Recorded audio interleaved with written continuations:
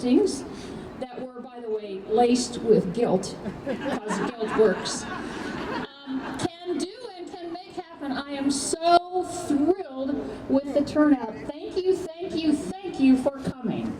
Thank you, everybody. I'm a Pasadena resident. I'm a PUSD mother. And I believe in our public schools. I'm also a Muslim American. And I'm proud to be Muslim, and I'm proud to be American. I'm here because my 8-year-old daughter, who's a Pasadena Unified 3rd grader, said, "Mommy, if I leave the country, can I come back?" Because she said, "I heard that Muslims are not going to be able to come back to this country if they leave." Because that's what she heard in the news in the last few months. So I have an 8-year-old child walking around in this city, born at Huntington Hospital, worried about whether she'll be able to come back to her country. So what we need to do for all the communities that are targeted, we now know that from the website of the incoming administration, pages like civil rights have been erased. LGBT community has been erased. So what we have to do going forward is every single time there is a nominee who is going to take away the rights of Muslims, of African Americans, of those that are disabled, of those that are from the LGBT community, we stand up and we talk about how this country is stronger because we are all here together. All of us belong. All of us belong. All of us belong. The other thing we need to do is monitor policies. We need to not just have this be the end. This march is a warm-up. Don't just take your pictures today. Figure out what is going on with policies. Read them, because my dignity is tied to your dignity. If you are safe, I am safe. If you are not safe, I am not safe. And last of all, as resources disappear to all of these marginalized communities, we need to fill in the gap. The money is going to dry up. There are communities that are going to be targeted legally in ways that are unprecedented. We need to fill in that service gap. So talk to your neighbor. Talk to the person who you were afraid of before today. Because together, America is stronger because we are better together. Unified School District Local Control Accountability Plan Parent Advisory Committee. Thank you. Good morning. So let me call out some of the other high schools. I hear Muir back there. And Marshall. All right. And Rose City, thank you. And the Center of Independent Studies. All right. I'm a Pasadena resident. I'm a mother here. My children, 3 children, are all in Pasadena schools. I strongly believe that it is the responsibility of the current generation to ensure the education of the next. It is our duty that our children receive the best education possible. And the schools in our community do that. But what is so special about our public schools is that our public schools accept all children, no matter where they come from, no matter what they look like, no matter what their families can or cannot afford, no matter how able-bodied or not they may be. And it's our responsibility that our schools, those public schools, educate those children, our children, at the highest quality possible. Research shows that our best performing schools are those in which the parents and the community are highly and actively engaged. And so I ask you, are you engaged in your local schools? Yeah. Whether or not you have children, do you and are you engaged in those schools? Yeah. Volunteer your time in the classrooms. Donate your money to our schools. This is needed, vital, and it's appreciated. But let me tell you the most effective way to participate in the governance of our schools. Join your school site councils. Stand as decision makers alongside other stakeholders in how dollars are spent to provide services and supports for both our students and our teachers, and to provide them with fidelity.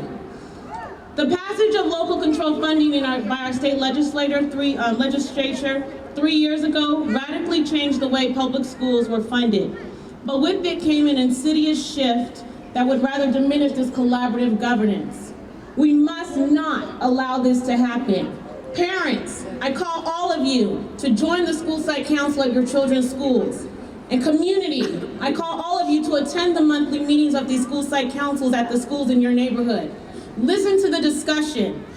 Learn about the challenges and the best practices of those schools. Get to know the parents, the principals, the teachers and staff at the schools, and then join and become a member of that school site council.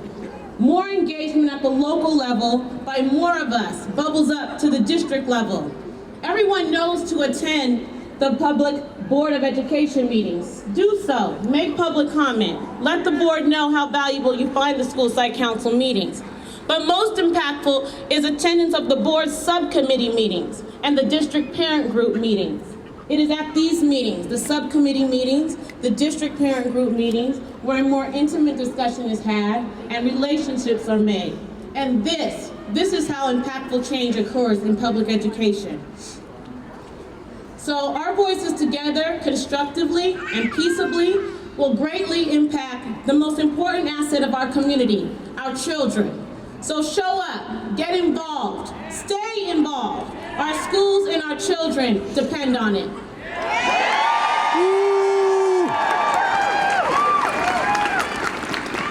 Who has the power? We do. Who has the power? We do. I'm glad you have this energy. I'm thrilled we have two special guests that were able to drop by in between their busy schedule.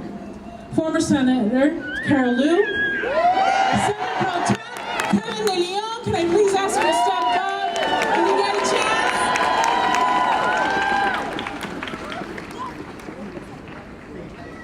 If you can.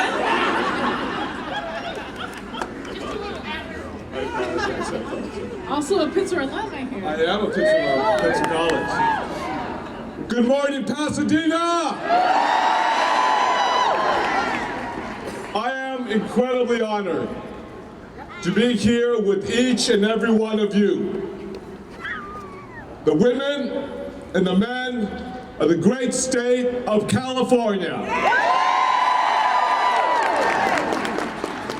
Now, as the leader of this great Senate, the Senate of California, to the women here today, to the young girls and the young boys, those who have been bullied, those who have been demeaned, those who have been denigrated and downsized and told that they are different, I want to let you know that we, the state of California, will stand behind each and every one of you.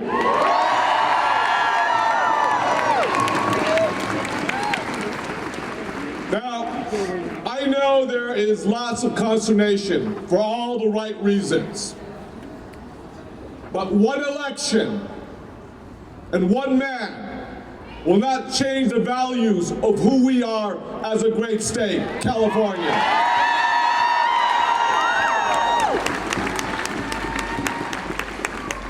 We have moved the greatest, most progressive policies in the history of this great nation, raising the minimum wage to $15 an hour. Equal pay for women doing equal work as their counterparts, men. Respecting the right for women to decide for themselves what to do with their bodies. The opportunity to breathe clean air into our lungs and drink clean water. These are the progressive values of California that have made us the 5th largest economy in the world. So I say to Mr. Trump and his cabinet secretaries, look towards California. Find value in what we do, respecting everybody for who they are and who they love, irrespective of where they come from, their language that they speak, the hue of their skin, their legal status, or who they love. The beauty about California, Pasadena, is a beautiful mosaic of who we are. The different hues, the different beautiful fabric of ethnicities, which is a strength for California, not a weakness.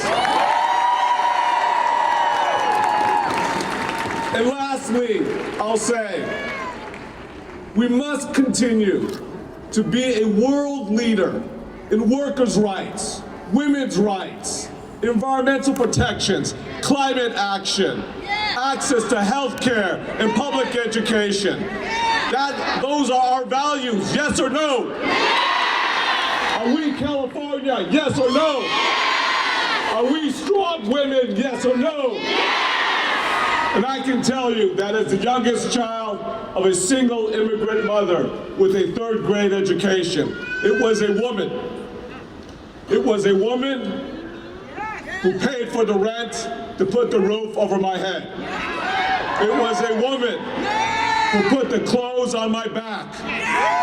It was a woman who put the food on my table. And I thank God for women every single day, because you are the bedrock of who we are as a state and as a nation. We won't back down today, not now, not ever. Thank you very much. Thank you.